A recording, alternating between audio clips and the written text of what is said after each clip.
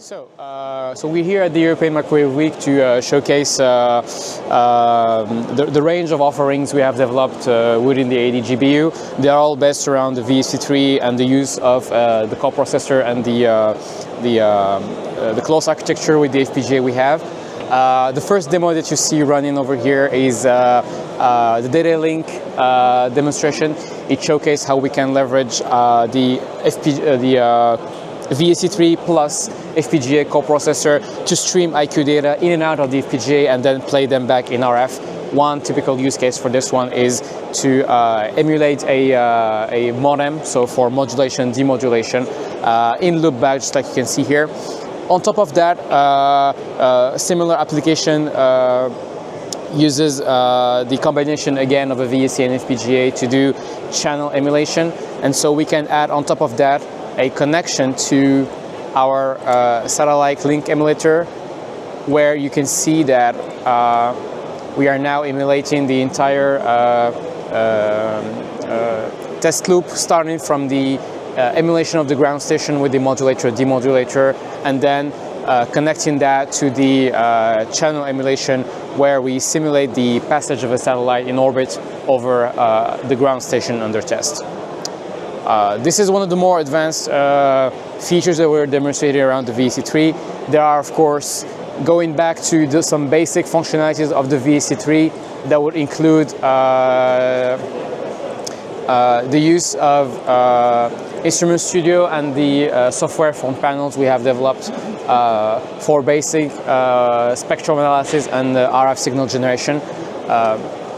So going back to that, while it loads, the goal of the VST is again to use it as a versatile instrument. The same instrument that is used to display your software front panel for spectrum analysis, RF signal generation, and to test components can be used to simulate complex environments, just like you've seen with the data link plus SLE architectures, and it can also be used to test system level components, just like a radar with our radar target generation. So going back to some basic use cases, so this is the environment we use to test RF signal analysis as well as RF signal generation. And since we are at the European Microwave Week, we are also showcasing full S parameter measurement with our VNA extension around the VST3. If I run this, let me make sure that it's initialized. Perfect.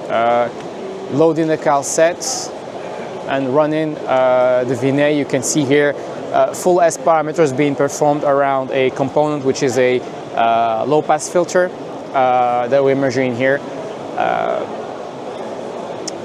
And finally, one last use case, going back to the fact that we want to leverage the software-defined instrumentation of the VST3 with the FPGA that is built in.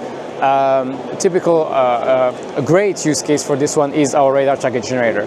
And so opening the panel where we would use two VSTs to demonstrate this application. One VST is used for radar emulation.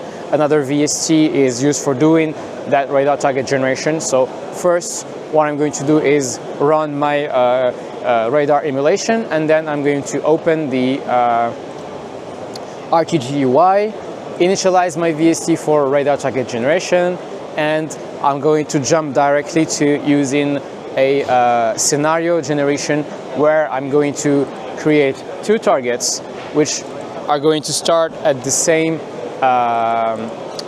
delay. I can add a rate of change on these parameters.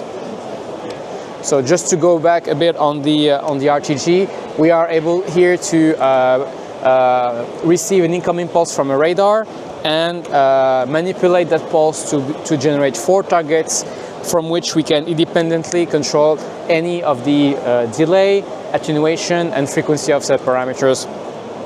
And so on this scenario, I'll be adding some rate of change on the frequency. Let's try a 15-second scenario with a 100 Hz update rate.